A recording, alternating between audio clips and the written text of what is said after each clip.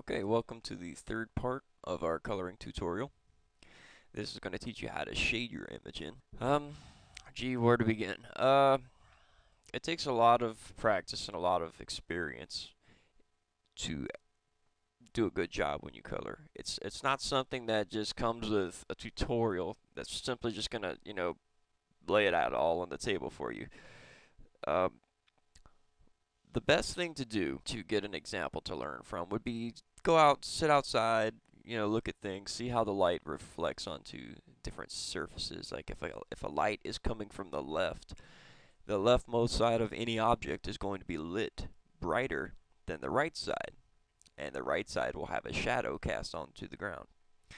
Um, there's things like rim lighting where you have a light from behind and the outer edge or the rim has a white light or kind of a outline almost.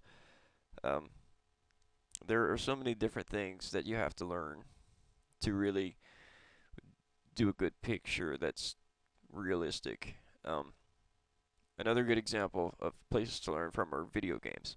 Video games are kind of a 3D environment that you can sit at home with and experiment. You could take your character, like say in a third person game, you could rotate the camera around and stand in different positions and kind of get an idea of.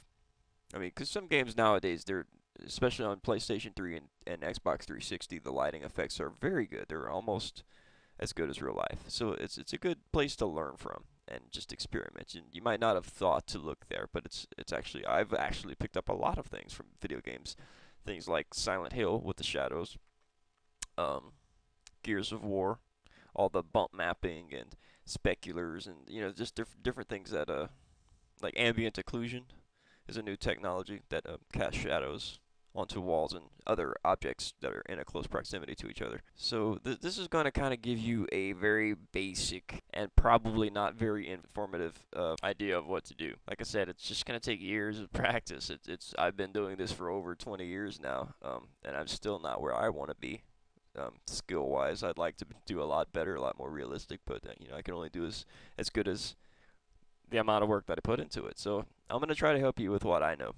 Okay, so our picture is blank here. The first thing you're going to determine is the light source. You want to figure out where your light is actually coming from. If you don't do that and you just start shading, you're not going to get anywhere. For the sake of argument, we'll say that the light is coming from the upper left side of the image. Just keep that in mind. If you're not good at that, you can do things like draw an arrow. Say like I have the make a new layer above all the others and draw an arrow saying, hey, that's where the light's coming from. That way you can always see, look at it for an example. So we'll just go with that. You've already got your colors set down, so you're going to have to get your brush. You can press B on the keyboard, or you can go over to your palette over here and click on the brush tool. If it's not selected, remember to hold the mouse button onto it until this flyout menu comes. You might have a pencil tool or the color replacement tool. Make sure you get the brush tool. And if you right click anywhere in your image, doesn't matter where, it'll bring up the tool properties. This is usually for any tool. It'll give you a little extra menu to mess with. I have my own custom brushes. The Photoshop, and I'll show you right here. Photoshop gives you these when you first open it up. You've got, and you can see in the preview, the stroke preview, it's got an S kind of curve. This is pressure sensitivity. This goes for Wacom tablets, like the one I have. I have a bamboo tablet, and the tip of the pen actually has like 1200 points of sensitivity. The harder you press, the thicker your line is going to appear. I do not like this. I like having the exact same brush thickness every time. That way I can't make mistakes. This thing here is good for if you're actually trying to emulate realistic painting or drawing. It can be useful, but I'm not going to use it here. So what I actually do, I make my own brushes, and you can do this. I'm not going to go into it in full detail here. But if you click this little tab right here, it says brushes. You get all these brush presets, and there are a shape dynamics like size, jitter, And the control can be, if you look right here, it says pressure, and you'll have to like basically turn all of these off, and it took me a while to do it. So I had to go to each one and go to that and turn it off. So it's to get a brush that will be this size and only this size. So that's what we need. Older versions of Photoshop have two separate controls for this. They have the round brush right here and then the airbrush. It used to be a tool that was incorporated into the palette, but now they have moved it up here. I don't even use it anymore. I don't see what the point is.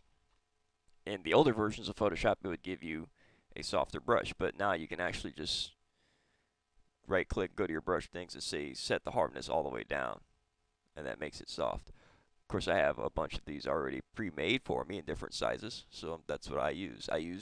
So you can basically make any brush, set the hardness all the way down to 0. Doesn't matter what size it is. Save that brush, and you're good to go. The thing you want to do to make it soft is you go up here to the top and you set the flow to 10%.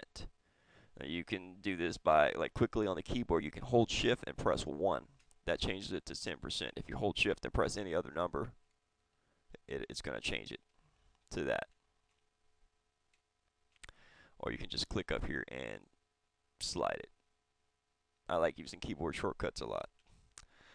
Now that you have a soft brush at 10% of flow, you can paint and the color slowly builds up. It's not a harsh, crayon type of painting. It allows you to do soft, smooth shading like you see in most of my pictures. So that's what we're going to use to color him. You can decide whatever color you want to color first. Doesn't matter. I'm going to go with blue. To do this, of course, you have all of your layers already set up, so you go to blue or whatever you're going to be coloring. And I have my brush selected so I can start painting. The first thing you want to do with this is choose a light and dark version of the color you have here. You generally want to think of the colors you set down as primary colors. You want to think of those as the neutral.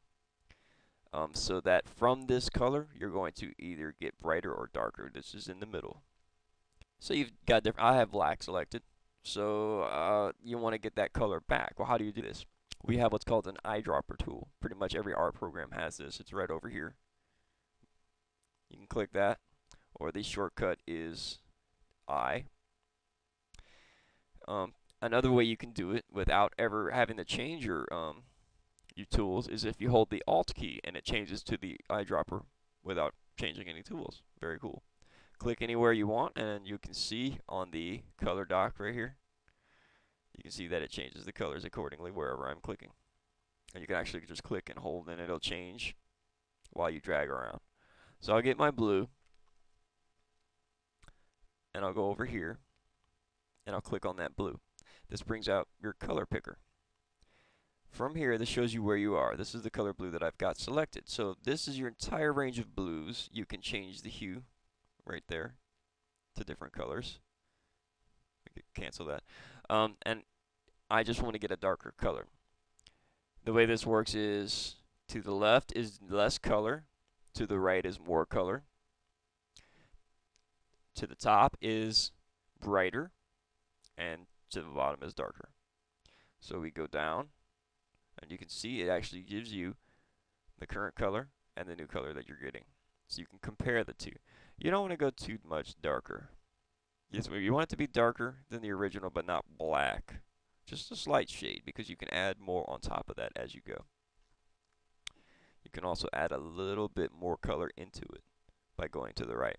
So I'll choose that and go with that. I usually shade first. I usually do the darker colors first, because when you come back with lighter colors, it tends to blend better when you go on top of it, rather than having light colors and then having dark colors on top of those. It seems to dim the light colors that you have in there. So I get my neutral color as a backup, and then I have the color I'm painting with now, the darker one. That way, to switch between them quickly, you can actually press X on the keyboard, or you can hit this little arrow.